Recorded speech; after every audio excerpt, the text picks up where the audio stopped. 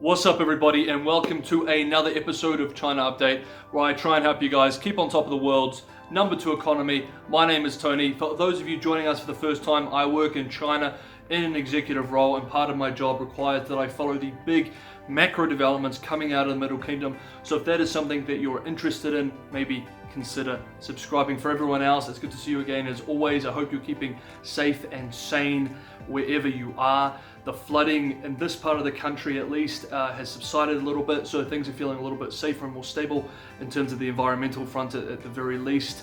But it's a very tense time around the world, and of course in this region we've got diplomatic disputes all across the board. We've got greater assertiveness, even aggressiveness at China's territorial periphery, and that's causing a few headaches in the region. And of course the China-US relationship continues to plummet. So we're going to discuss a lot of those themes in today's episode. But first up, we will have our mini updates where we just list through a couple of small important updates, but we don't have much content, much of a deep dive. And then we'll have our bigger main updates where we do have a deep dive into some of the big developments from the week. Before we jump into that, of course, as always, if you enjoy the video, don't forget to smash that like button. It is a massive help for new YouTubers like myself. And because I produce this in China and have to use a VPN, the algorithm does not like it. So if you hit that like button, comment, share, whatever, it tells the algorithm that this is legitimate content from a legitimate creator. So it's a huge help. Okay, without further ado, let's jump into this week's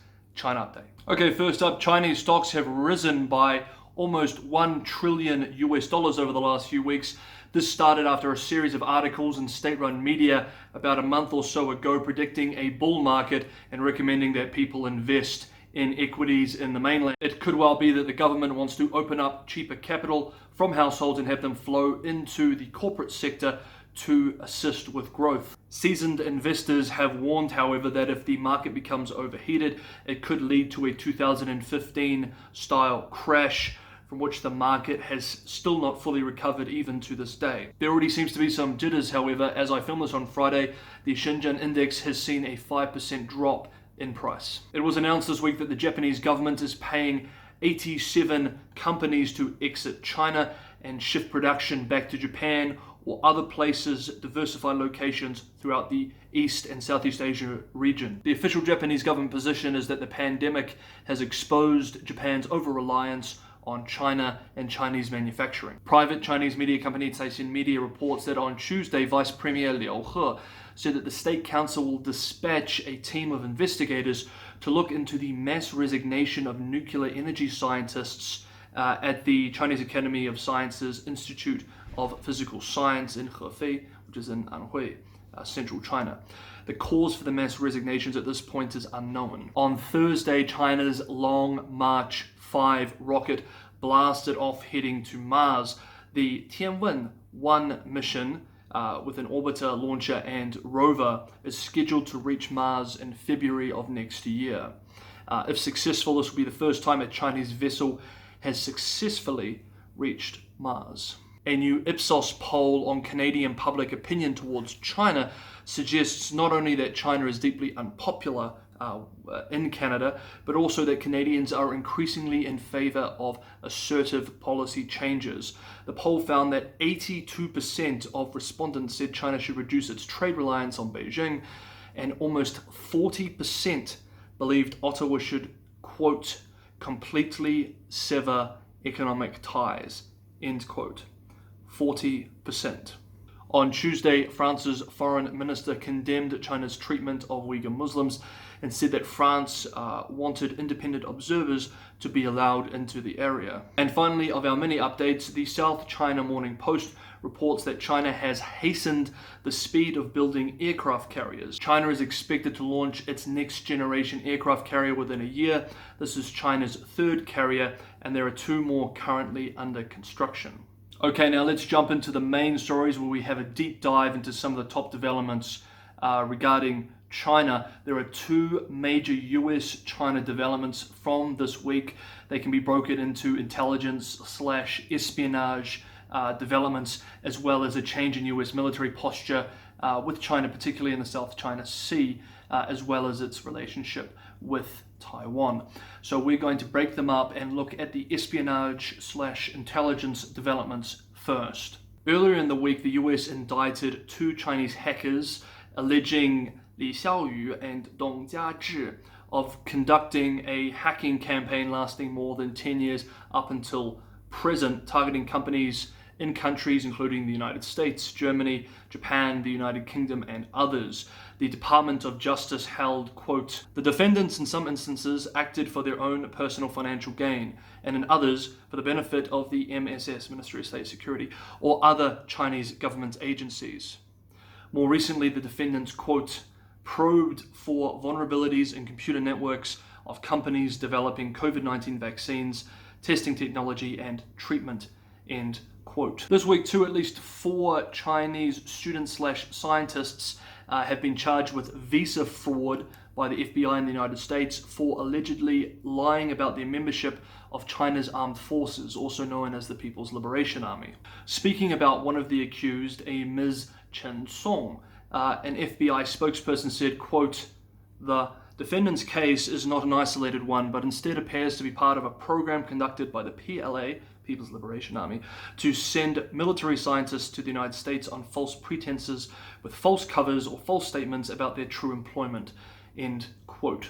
Now, these 2 developments tie into what is no doubt the biggest development in China-US relations and a major global story for the week. In a serious diplomatic move, the United States gave the People's Republic of China Consulate in Houston 72 hours to close on Wednesday.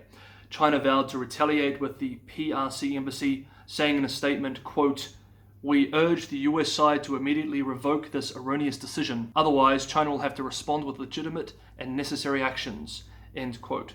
People's Republic of China Foreign Minister Wang Yi said to Chinese media that day, quote, "The unilateral closure of China's Consulate General in Houston within a short period of time is an unprecedented escalation of its recent actions against China," end quote. Washington has accused Chinese diplomats at the consulate of aiding economic espionage and of attempted theft of scientific research. Quote, "The People's Liberation Army has been sending students both overtly and otherwise to American universities to study things to achieve their own warfare advantages in the economic world and the rest. And at the epicenter of all these activities facilitated by the People's Republic of China mission is this consulate in Houston," end quote. A few hours after the US issued its order to the PRC ambassador, consulate staff burned papers and other documents in metal barrels in the consulate courtyard. Discussions of the consulate closure exploded on Chinese social media, with the hashtag Houston Consulate receiving over 230 million views over a period of just a few hours Wednesday night. On Friday, Beijing announced that the US would need to close its consulate in the Sichuanese city of Chengdu. And as of the filming of this, it's being reported that Chinese officials have expressed that they will not close the consulate in defiance of the US State Department's orders earlier in the week. And one other small update before we move over that is in this realm, the US Senate panel approved a ban on the TikTok app on government devices. Talks to ban the app completely in the United States are still ongoing. Okay, next up, let's talk about the flooding situation in China, but specifically we're going to talk about the Three Gorges Dam. Now, I've been avoiding talking about stories about the Three Gorges Dam because it seems that there are alarmist stories that come out almost every year. However, now there are some pretty serious people that are concerned about the dam, so it is worth touching on it, as well as general infrastructure issues that have popped up over the last few weeks in China due to historically high levels of rainfall. For those of you who are interested in the floods, I discussed them in depth in last week's episode. This time we're just going to look at some of the concerns about dams, and specifically the Three Gorges Dam. For those of you who don't know, the Three Gorges Dam is a massive and quite controversial domestically and internationally hydroelectric dam that is built on the mighty Yangtze River in southwestern China. State-run Xinhua News Media reports that the water level in the dam's reservoir was more than 50 feet higher than its flood limit level, with inflows reaching 61 million litres a second last weekend. The dam's capacity is 83.7 million litres per second. Chen Guiya, The deputy chief engineer at China's Ministry of Water Resources told Chinese reporters that, quote, the reservoir has to set aside sufficient space heading into August as larger floods may occur upstream, end quote, expressing that otherwise the dam will reach full capacity. While the massive dam is indeed being put to the test, I have not seen anything to indicate that there is any real risk of collapse, and saying that is worth keeping an eye on some of these stories and updating you guys accordingly. Though the Three Gorges Dam, which was built in the 1990s, does get a lot of media attention because of its sheer size, more concern should be placed on the almost 100,000 smaller dams dotted across southern China, which are also dealing with historically high levels of rainfall, and unlike the Three Gorges Dam, is much older. Many of these almost 100,000 dams were built during the Mao era 50 to 60 years ago. Now, when Xi Jinping gives a special speech and adopts new official language, it is worth keeping an eye on because it often indicates a change in policy at the Politburo level. On Tuesday, Xi Jinping shared a special symposium with entrepreneurs to discuss the economy. At the meeting, the chairman gave a speech to a group of public and private business leaders. During the speech, Xi adopted new language which was first used in late May, suggesting that the leadership wishes to double down on its own market. The language Xi Jinping used is important, including phrases like, quote, a new development pattern will gradually be created whereby domestic and foreign markets can boost each other, with the domestic market as the mainstay, end quote. And in the current external environment of rising protectionism, downturn in the world economy, and shrinking global markets, we must give full play to the advantages of the domestic super large scale market, boost the domestic economy, and smooth the domestic cycle to add impetus to our country's economic development, end quote.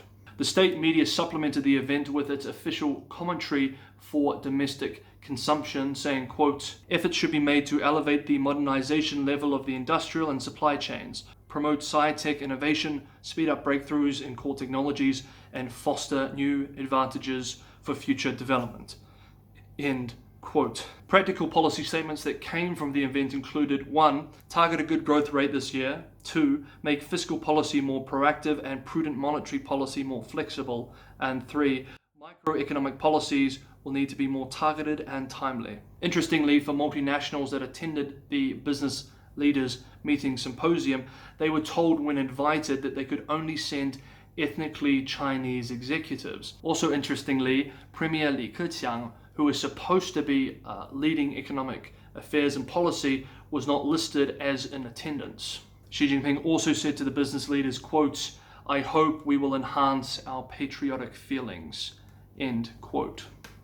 Okay, last up guys, let's do a deep dive into the second major US-China related development this week, and that is military posturing and policy change. On Tuesday, the US Minister of Defense, Mark Esper, joined several other top leaders in the United States administration who have all given speeches recently on China and changes in China policy positions within the US. Mr. Esper spoke on military matters. Mr. Esper said the US military would continue to send Navy ships into the region to counter, quote, China's expansionary policies, end quote, and to sell more arms to Taiwan due to the mainland's, quote, more aggressive posture, end quote. He also said China had, quote, bullied regional allies and partners out of as much as $2.6 trillion in potential offshore oil and gas revenue, end quote. On a side note, that same day, US Secretary of State Mike Pompeo said the US would treat Beijing's pursuit of resources in the South China Sea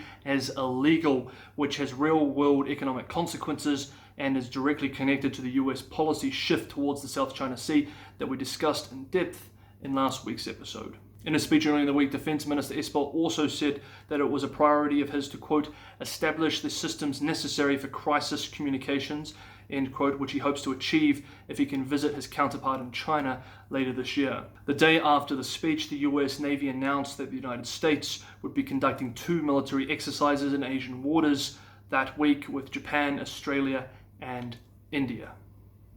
Okay guys, that is our episode for this week. I hope you enjoyed it. It might be going up a little bit early. I had to film it a little bit early. There's a lot going on work related this weekend, so I have to prioritize that. Hope you enjoyed the episode. Tell me what you think of this new style, by the way, the format, having the mini updates at the front and then the deep dive stuff later in the episode. Anyway, guys, wherever you are, stay safe, stay sane, and I will see you next week on China Update.